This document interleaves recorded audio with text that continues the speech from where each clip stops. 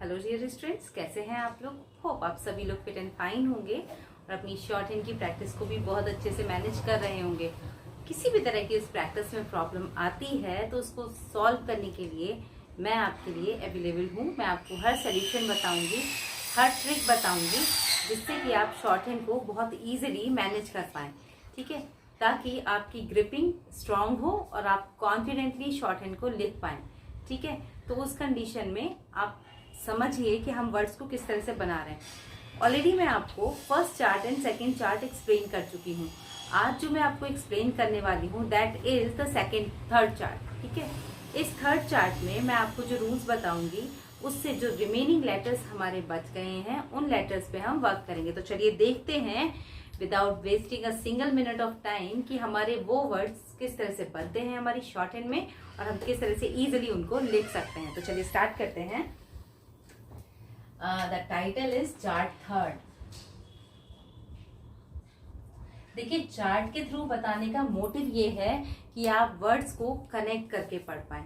जब आप proper connect करेंगे तभी आपको समझ में आएगा कि उन लेटर्स को कैसे बनाना है, कैसे ड्रॉ करना है और क्या वहां पर हम उनको लिंक करके जल्दी याद कर सकते हैं। ठीक है, क्योंकि अगर मैं सिंपल अगर आपको आउटलाइन बता देती हूँ तो उससे आपका बेनिफिट नहीं होगा, क्योंकि आपको वो बहुत ज़्यादा लेबोरियस हो जाएगा, बहुत ज़्यादा रटना पड़ जाएगा। बट जब हम एक चार्ट फॉर्मेट में उसको रिप्रेजेंट करते हैं तो वो चीज़ माइंड में लॉन्ग लास्टिंग इफेक्ट को क्रिएट करती है और बहुत अच्छे से आप उसको रिकॉल कर सकते हैं। तो चलिए शुरू करते हैं अपना थर्ड चार्ट। ये चार्ट भी आपका कर्व पर डिपेंड है। ठीक है, इस कर्व को जो हमने सेकंड चार्ट एक्सप्लेन किया था, लिटिल बिट आपको एक आउटलुक देती हूँ, वहां पर हमने इस कर्व को क्रॉस से कट किया था। ठीक है, इस जगह पे हम इस कर्व को क्रॉस से कट ना करके हम इसको प्लस के साइन से कट करेंगे। ठीक है, तो जब हमने इस कर्व को प्लस के साइन से कट किया तो अगेन हमारे पास कुछ शेप्स अवेलेबल हो गई। अब ये शेप्स किस तरह से आप लेटर्स में कन्वर्ट करेंगे। तो पहली जो शेप आ रही है दिस वन, और it is just like a pie, होता ना केक की पाई होती है, उसी तरह से ये शेप्स हैं। तो ये जो आपके लेफ्ट हैंड साइड में है ये एल को इंडिकेट करती है। ठीक है, जो आपके राइट हैंड साइड में है वो आर को इंडिकेट करती है, एल आर। जब हम इस सर्किल का डाउनवर्ड सेक्शन लेते हैं, मतलब कि ये वाला, तो ये एफ को और वी को रिप्रेजेंट करता है। एफ और वी दो लेटर्स हमारे यहाँ पर बनेंगे। और जो राइट साइड का सेक्शन है, इस सेक्शन से जो लेटर्स हम ड्रॉ करेंगे ये लेटर्स होंगे S H and Z H. जो हमारी स और ज की साउंड होती है ना, उन लेटर्स के लिए हमने ये शेप को डिफाइन किया है। तो यहाँ पर ये अब ये जो शेप बनी है, इन शेप्स को आप प्रैक्टिस में कैसे लेंगे, अब हम इस चीज पे वर्क करेंगे। ठीक है, तो देखिए पहली जो शेप आपकी है एल,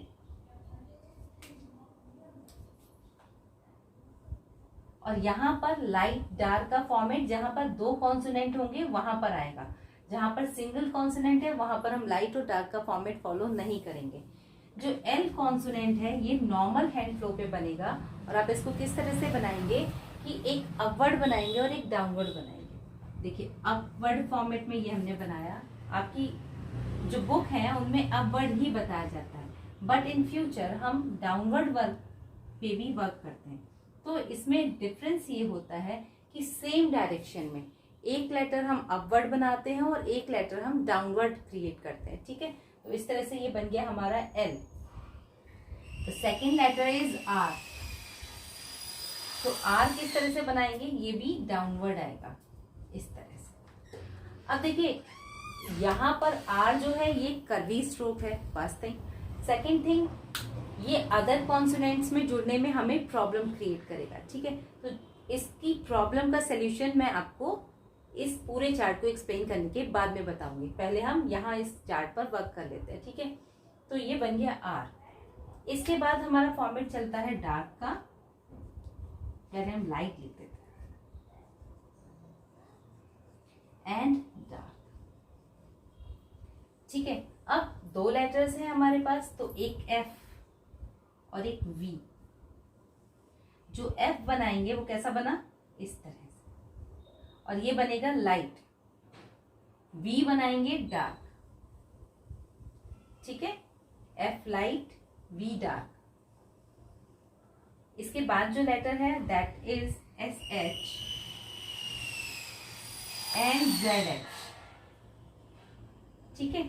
तो यहां पर एस एच कैसे बना, इस तरह से ऊपर से नीचे, तो S H light Z H dark, ठीक है। तो एक लेटर हमने बनाया लाइट, एक लेटर हमने बनाया डार्क। अब प्रैक्टिस कैसे करेंगे इसकी, तो प्रैक्टिस करने के लिए जब एल कॉन्सोनेंट को आप डिफाइन करेंगे, वही आपकी जो कॉपी है उस कॉपी में ये लाइंस हो गई आपकी। इन लाइंस में जब हम एल फॉर्मेट को लिखेंगे, ठीक है, एल से बने हुए शब्दों को लिखेंगे, तो हम कैसे लिखेंगे, यहां पर हमने इसको डिफाइन कर दिया एल, और एक बार हम पूरा अपवर्ड फॉर्मेट बनाएंगे, ठीक है, पूरा। उसके बाद सेकंड पेज जब हम लेंगे तो उसको डाउनवर्ड फॉर्मेट में लेंगे, ठीक है, इस तरह से। अच्छा, एक चीज बहुत अच्छे से क्लियर कर दूं आपको कि एल का जो शेप है ये एक ही डायरेक्शन में अपवर्ड एंड डाउनवर्ड लिख रहे हैं हम, ठीक है, ताकि ये शब्द प्रॉपरली बने। अब देखिए, इस शब्द को अगर मैं सपोज कीजिए दूसरे डायरेक्शन से बनाती हूँ या अपवर्ड बनाती हूँ तो ये प्रॉपर नहीं बनेगा। इसीलिए सेम डायरेक्शन में खाली उसके फ्लो का डायरेक्शन चेंज हुआ है, एक अपवर्ड बन रहा है और एक डाउनवर्ड फॉर्म में डिफाइन हो रहा है। तो होप ये आपको समझ में आया होगा। लाइट और डार्क का फॉर्मेट एफ लाइट है, वी डार्क है, एस एच लाइट है, जेड एच डार्क है। तो अब आप कैसे प्रैक्टिस करेंगे, आप पहले अपनी कॉपी में इस चार्ट को ड्रॉ करेंगे, थर्ड वाले चार्ट को, इससे बनने वाले सारे लेटर्स को आप ड्रॉ करेंगे एंड उसके बाद आप अपनी कॉपी में प्रैक्टिस करेंगे। वही सेंटेंस फिर से आपको रिकॉल कराऊंगी कि क्वालिटी मैटर करती है ना कि क्वांटिटी। तो अच्छी क्वालिटी के स्ट्रोक्स बनाइए, प्लस क्वालिटी टाइम दीजिए कि आप उस समय पे कहीं और अगर एंगेज रहेंगे तो आप अपनी स्टडीज को प्रॉपर फोकस नहीं कर पाएंगे। तो कोशिश कीजिए स्टडीज के टाइम पर आप फोकस्ड रहें, आप प्रॉपर लेटर्स को ड्रॉ करें, तो आपको ये कंसेप्ट समझ में आएगा। एंड हाँ, एक चीज जो मैं बताना भूल गई आपको, आर के लिए देखिए, आर के लिए आर भी एक कर्व स्ट्रोक है।